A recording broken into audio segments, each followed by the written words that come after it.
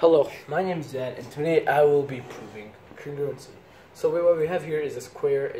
We have angle A, B, C, and D, and in the middle here we have E. Now, before we can prove it, we need to have statements, and with those statements, we need to have proof. And as you can see right here, E is our midpoint, and it's given to us.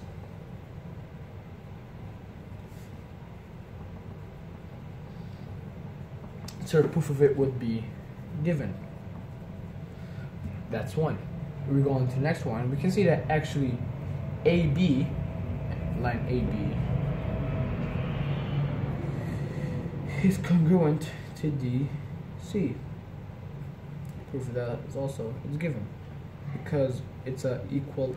Each side is equal. So this is 5 centimeters, 5 centimeters, 5 centimeters, and 5 centimeters. So essentially, they are all congruent. Our next one, line AB, sorry, not AB, AD is parallel to BC. And our proof that, again, it's given. Because I told you how it's 5 centimeters, 5 centimeters, and 5 centimeters. And as we can see something, actually DB and DB, so here,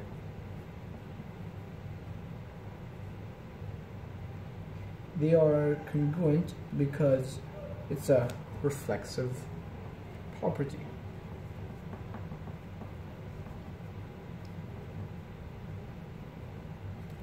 And finally, we can see that AB and BC, they are congruent because of the definition of a midpoint.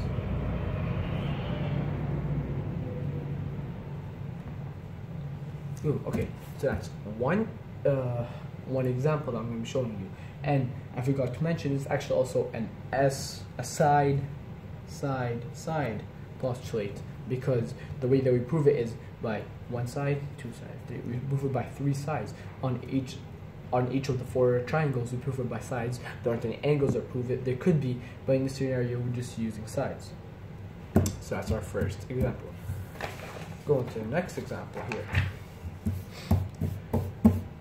Okay, now again, like how it would be, before we prove something, we need to have statements. And we need to have its proof.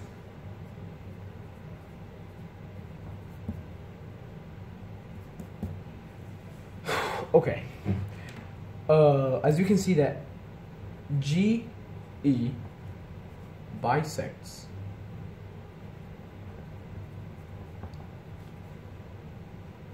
angle DEF.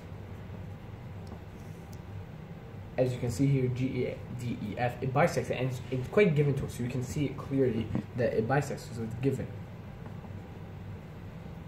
You can see that angle D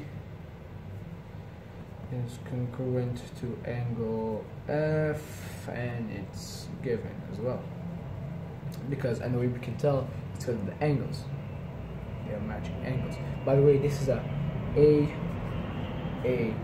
AS postulate. So there's going to be 2 angles, as you can hear, that's one. This is another one, and this is the side that we're doing. So it's going to be angle, angle, side postulate. Now we go on to the next one. Angle DEG is equilateral to FEG. Well, not equilateral, sorry, my bad. Congruent to FEG, and the proof is because of the definition of an angle bisector.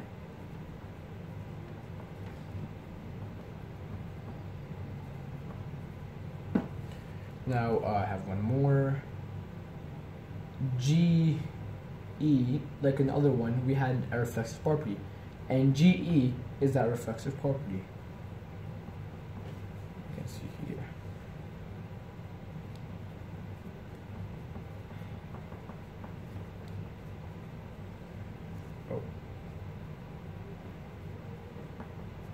Boom. There we go. These are just two examples on how to prove congruency. I hope you learned a thing or two, and I hope you enjoyed this video. Thank you for watching.